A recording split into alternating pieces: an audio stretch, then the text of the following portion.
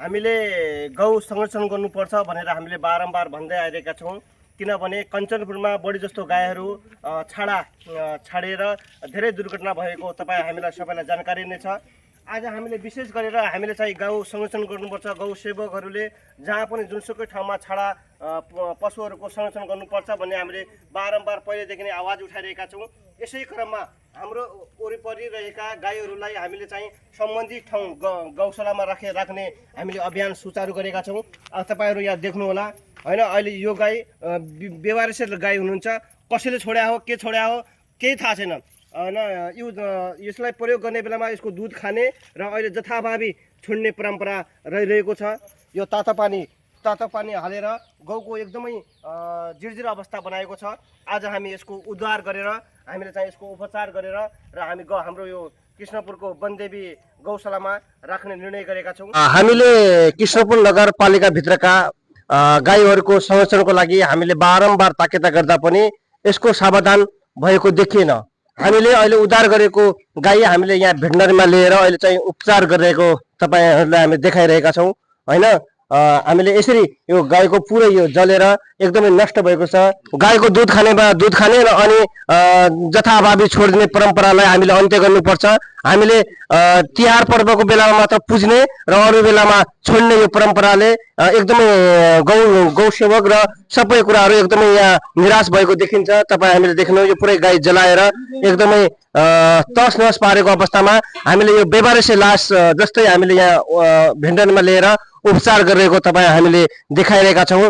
हामीले कृष्णपुरका वडा अध्यक्षज्यूहरू जति पनि छन् हाम्रो मेयर साहबजीको यसैबाट हामीले ध्यानाकर्षण गर्न चाहन्छौँ।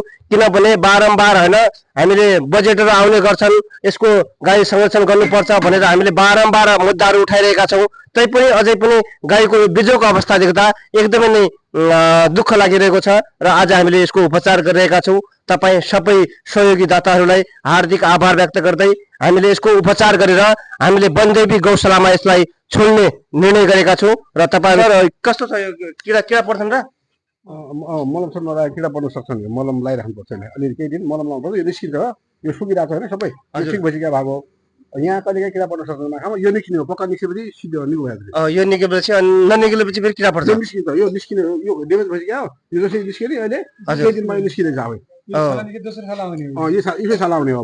अब यो निस्किन यहाँ छोडिसक्यो। हजुर, अब थोरै छोड्नु बाँकी छ। यो तातो पानी हालेर बेचोको अवस्था सिङ पनि त्यस्तै पुरै किरा परे जस्तो छ। अब उहाँले चाहिँ यस्तो राम्रोसँग उपचार गरिदिनुहुन्छ। हामी एकदमै उहाँप्रति आभार व्यक्त गर्न चाहन्छौँ। फेरि पनि नमस्कार। आज चाहिँ हामीले यस विषयमा हामीले कृष्णपुरका नगर प्रमुख हेमराज ओझाज्यूसँग विशेष कुराकानी गरेका छौँ। के अरे यो हाम्रो यो शिवराजहरूले ल्याएको एक गाई छ, त्यो कहाँ गाउँमा रहेछ, त्यहाँ जल्या जस्तो छ, पानी हालिदिए जस्तो थियो। त्यसलाई चाहिँ हाम्रो वनदेवीमा राखेर त्यो खानासानाको पनि व्यवस्था गरेर बाँधेर राखेर त्यहाँ गएर उपचार गर्नु पर्छ सधैँ। इन्जेक्सन पनि लाउने अनि मलम सलम ल्याएर त्यो खाना पनि छुट्टै व्यवस्था गरिदिने। फेरि त्यहाँ बाध्याबाधी त्यो वीरबहादुरलाई बोलाएर होइन त। ल त्यही गरौँ है। ल नमस्कार।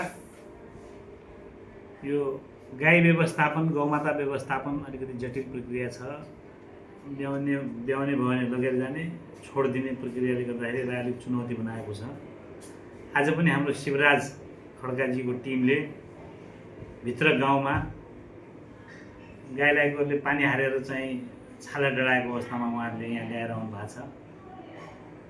र अहिले हामीले गाईलाई औषधि उपचार गर्ने गरेर चाहिँ व्यवस्थापन गरेका छौँ। र यस्ता गाउँघरतिर धेरै गाईहरू पनि छन् र यो नगरपालिकासम्म जानकारी हुन सक्दैन। यदि त्यस्तो गाईहरू भेटिएछन् भने सकेसम्म यहाँहरूले हामीले वार्ड नम्बर 7 मा, वार्ड नम्बर 5 मा, वार्ड नम्बर 4 मा, वार्ड नम्बर 2 मा 2वटा, वार्ड नम्बर 1 मा गौशाला पनि छन्। सकेसम्म हजुरहरूले त्यहाँ लगेर पुर्याइदिनु भयो भने त्यहाँको हाम्रो गौसेवकहरूलाई बुझाइदिनु भयो भने अत्यन्त राम्रो हुन्छ। नभए पनि नगरपालिकामा हाम्रो पशु शाखालाई, नगरपालिकालाई जानकारी गराइदियो भने हामी तपाईँहरूसँगै मिलेर त्यो गाईलाई ल्याएर त्यसको व्यवस्थापन गर्ने प्रयास गर्नेछौँ। धन्यवाद।